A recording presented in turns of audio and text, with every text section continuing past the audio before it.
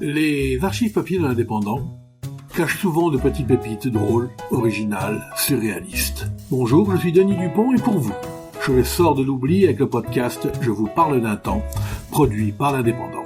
Encore un article qui fait penser à ces films comédies des années 60 dans un Paris en noir et blanc, avec des dames en salopette et avec de gros bras et surtout qui n'ont pas froid aux yeux. Explication. Février 1966, titre Double muscle, déménager le coffre-fort, c'était une faible femme de 20 ans, qui livre ses complices parce qu'elle n'avait droit qu'à une petite partie du butin. Paris, 20 cambriolages, 100 000 francs de bénéfices, des parfums, des bijoux, tout pouvait continuer. Mais les femmes se sont fâchées. Je suis écœuré, je n'ai pas eu ma part, je suis féministe, je veux l'égalité.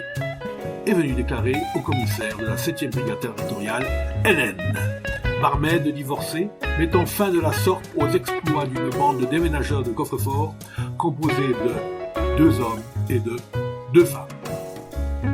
Pourquoi Hélène a-t-elle ainsi dressé l'étendard de la révolte ?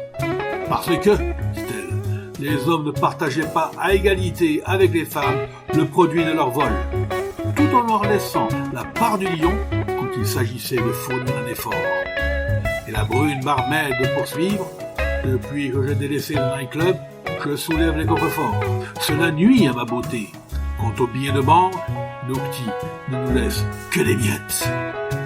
Elle opérait aux côtés de Christiane, dite Cricri la Java, 30 ans, mécano en jupon, as du démarrage en voiture, une femme chauffeur, capable sous la neige de remorquer un camion au volant de sa petite voiture. Qui avait découpé une tôle de coffre-fort à l'ouvre-boîte ? Cricri la Java, poursuit Hélène. Ce n'est pas une petite affaire de déménager un coffre sur un diable et de le mettre à l'arrière d'une estafette.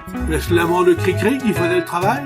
Ce Jean, âgé 23 ans, qui cependant se dit ancien déménageur ? Et Salin, alors, 26 ans, mon ami ? Eh bien non, ces messieurs s'adressent à mes 20 ans. C'est moi pour l'arrachement et pour le développement des 80 kilos au-dessus des aisselles, alors on m'appelle double muscle. Double muscle peut-être aurait touché une double barre ? Nullement. Les 2 femmes ont eu droit chacune à un séchoir et à quelques bouteilles de lotion, fruits d'un cambriolage raté à la chaussée d'Antin. Les 2 femmes ont révélé la liste des nombreux méfaits commis en 3 mois. Dans un magasin de la chaussée d'Antin, 45 000 francs de butin. Au nettoyage général, dans la rue du Marais, 15 840 francs. À Modern Gaz, une rue de Duras, 15 000 francs. Dans un magasin de radioélectricité, un stock de téléviseurs. À la gestion rationnelle, en revanche, les 4 associés ont tenté toute une nuit, mais vainement, de découper au chalumeau 2 coffres-forts du dernier modèle. Hélène au Cricri se rendait au préalable sur les lieux pour étudier la disposition.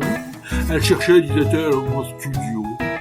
Au Modern Gaz, Cricri commit cependant une erreur fatale. Elle laissa tomber de son sac un reçu de loyer.